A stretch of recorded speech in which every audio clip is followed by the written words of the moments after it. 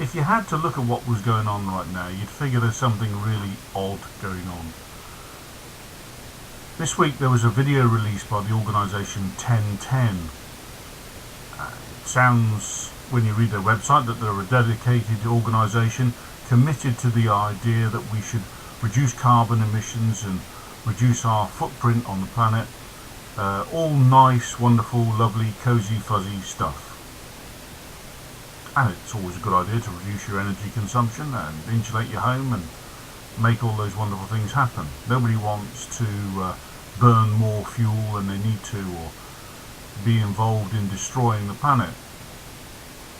But this is a really weird position they've got themselves into, because they act almost as if you're a problem if you don't agree with their perspective on the world.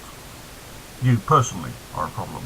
And so they released this video, which was written by Richard Curtis, and the video fairly graphically shows children being blown up in a classroom situation. No pressure is the tagline right to this.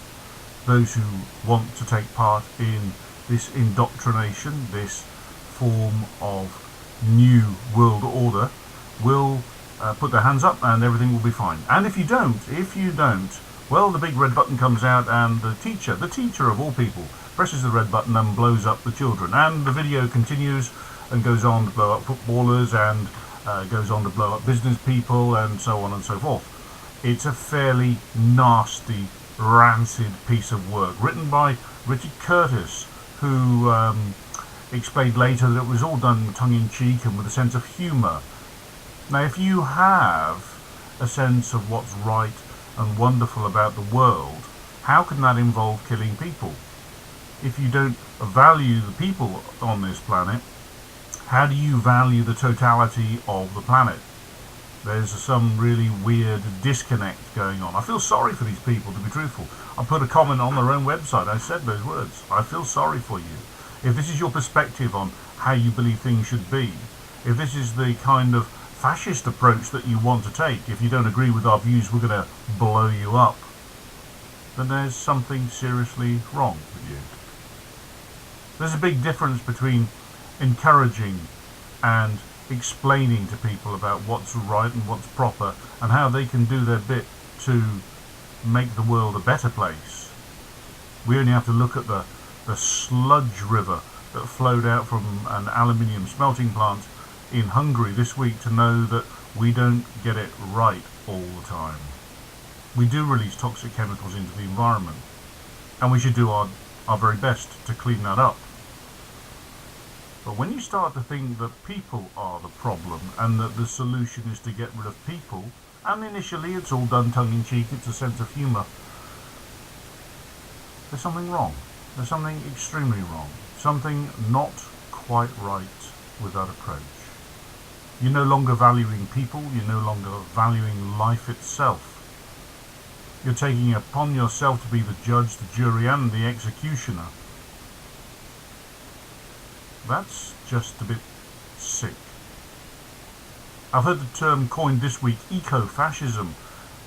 Not a phrase I like, it doesn't trip off the tongue, but it kind of explains the approach that these people are making. Do it our way, otherwise we'll kill you.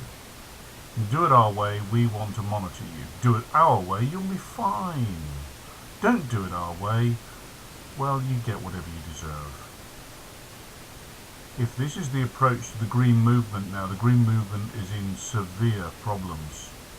If this is the approach to people like Richard Curtis takes to the Green Movement, then Richard has severe problems. Respect and love for those around you should be the abiding thing. And I will support the rights of an organisation like 1010 to have their say. I won't support their rights to promote the idea that life is not worthy unless you follow their dictums. Look around you right now. Look around you at the computer games programs that are being released. The Mega Worm is one on the iPad and the iPhone at the moment, a free program that basically says human beings are a virus, human beings must be eradicated, and the game is to kill humans with the megaworm, control the megaworm to eat the humans, destroy the cars, destroy the armies and the aeroplanes. The game. And the humans you're destroying?